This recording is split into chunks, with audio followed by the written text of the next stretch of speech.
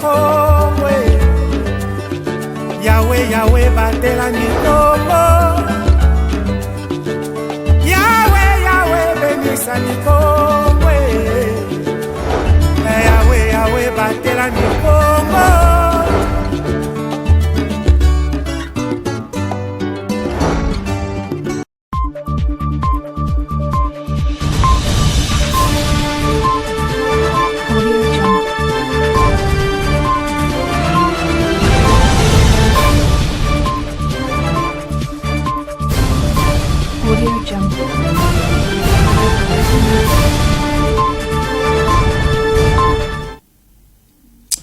Vous informer, c'est notre devoir, mais c'est également de votre droit. Monsieur Zedan, bienvenue dans cette nouvelle édition du journal sur Ecopolis Télévision.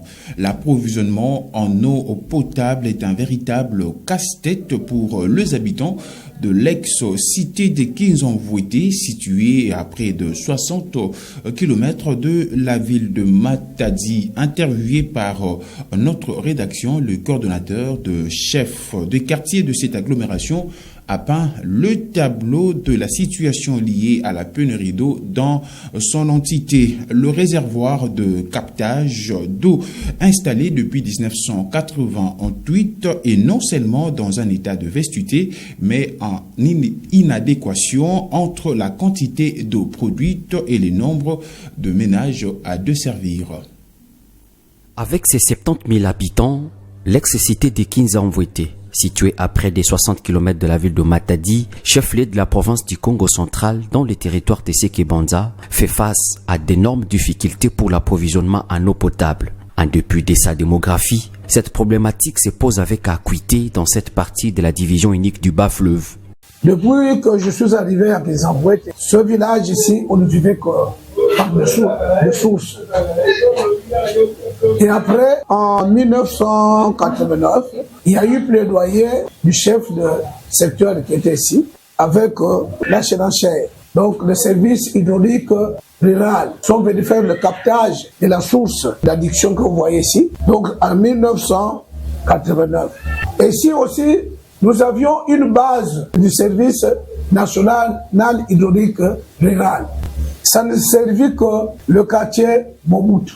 Pour dire que tous les 7 autres quartiers posent des problèmes d'eau.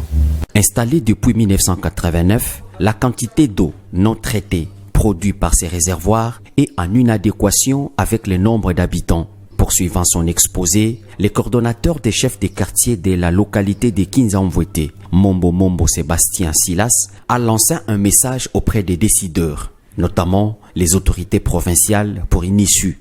Nous avons consulté un prêtre qui nous ont doté 5 pompes émergées ici pour que la population puisse s'en servir et nous a demandé de voir la province en matière de forage. Nous avons mené ces démarches. Le feu Madoussi nous a envoyé auprès du ministre du Développement, mais ça n'a pas abouti.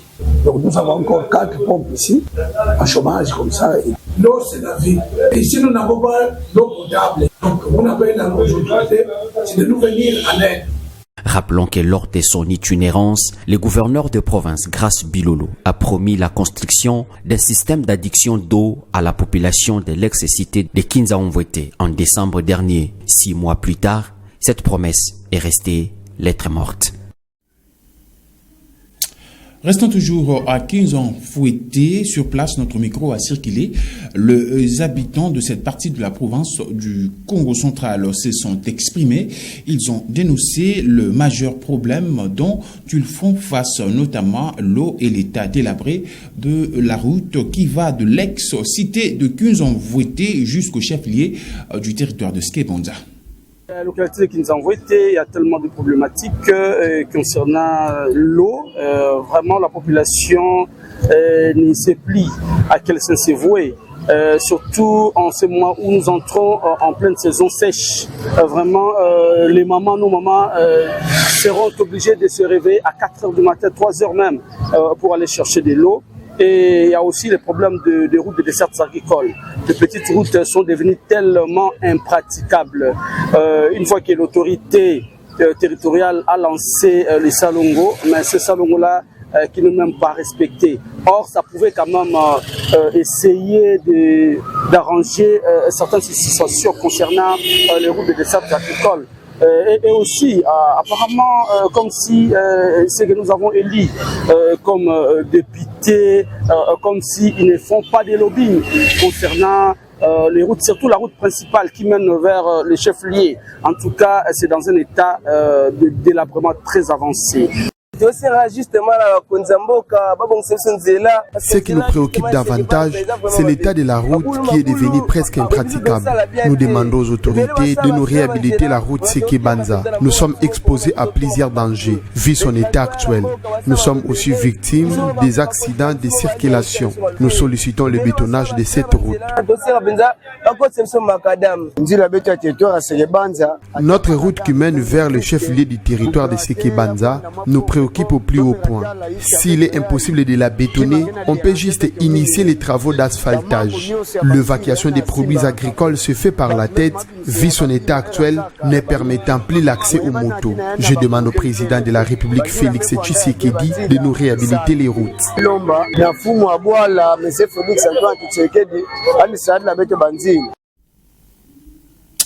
Changeons de chapitre et parlons de la diplomatie. Dans cette session d'information, la République démocratique du Congo prend la vice-présidence de la 80e Assemblée générale des Nations Unies. À l'issue deux élections, l'annonce a été faite le lundi 2 juin 2025. Le détail avec Glosino Lucan.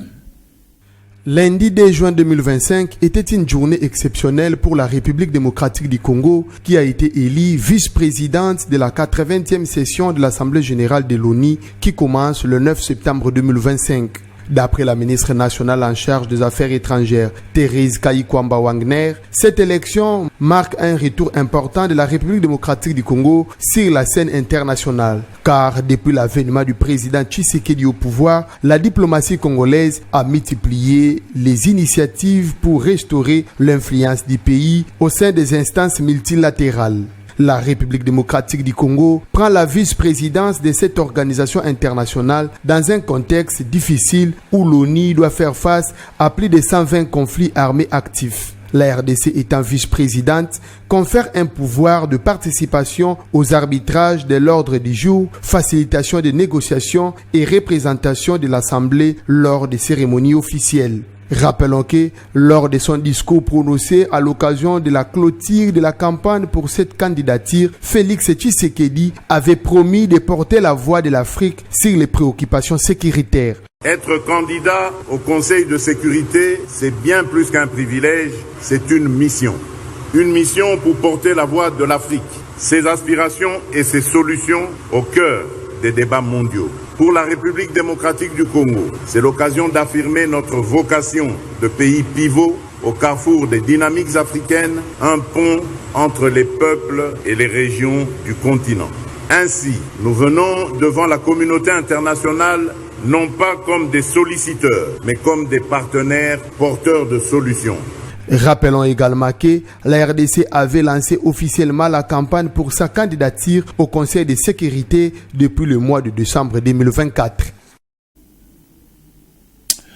Interdiction formelle aux médias de relayer ou diffuser les activités du parti politique du Peuple pour la reconstruction et la démocratie PPRD. En sigle, la décision émane du Conseil supérieur de l'audiovisuel et de la communication, CESAC. En sigle, cette décision s'applique également à toute prise de parole ou couverture médiatique de Joseph Kabila Kabange, a dit Christian Bossembe, président du CESAC, au cours de l'émission Le débat sur Top Congo à Kinshasa, la capitale. Bureau ya CESAC ezui mokano ya koyebisa na bandeko nyonso na bapanzi sango na bato nyonso ba réseaux sociaux que kobanda mokolo ya lelo epekisami na bapanzi sango tope na bakolo media balekisa tope ba commenter ba diffuser ba betali solo to ba solo la tope ba yamba bakambi ya PPRD wana na iloko na liboso. Deuxième eloko ezali bapekisi kosolola to pe korelayer ba propos, ba interview, ba masolo activité nyonso ya moto kambaka mboka na biso na tango kala monsieur Kabila ba instruction eza na niveau wana.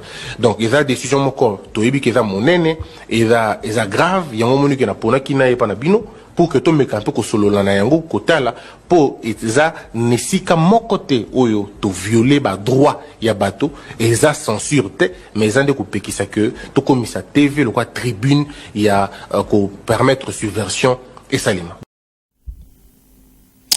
Et puis parlons sport dans cette session d'information avant de nous séparer. Monsieur Zudam, le sélectionneur de Léopard de la République démocratique du Congo, s'est exprimé le lundi 2 juin 2025 avant les 2 matchs amicaux prévus en France contre le Mali et le Madagascar. Dans une interview accordée à la presse de l'équipe nationale, Sébastien Desabre est revenu sur les questions d'actualité qui défait la chronique en rapport avec l'équipe nationale de la République démocratique du Congo.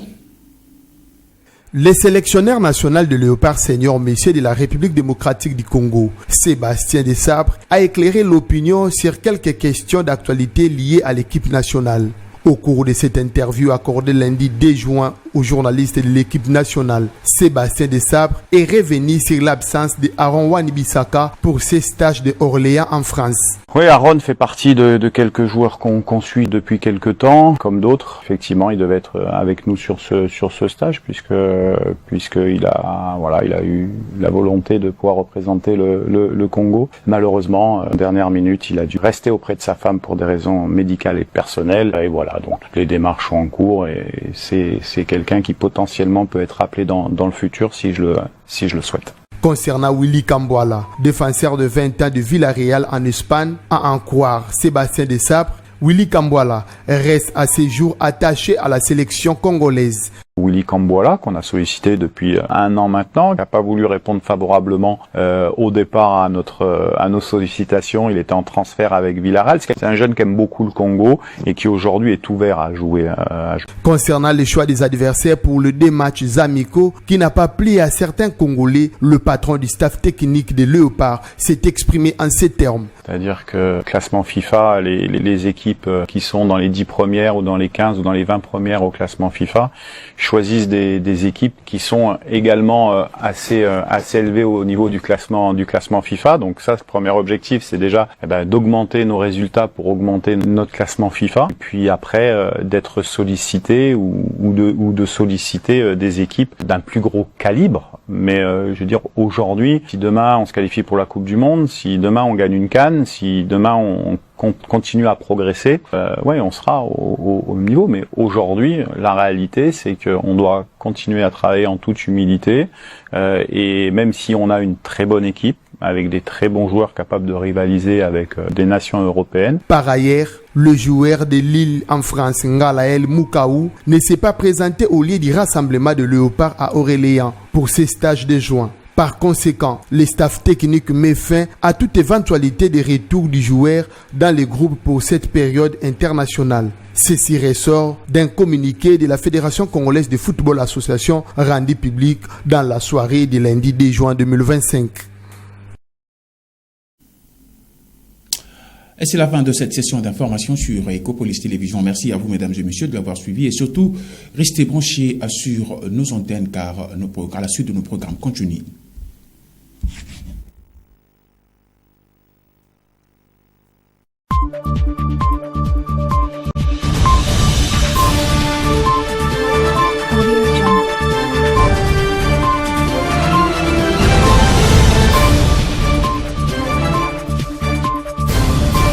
Audio Jungle.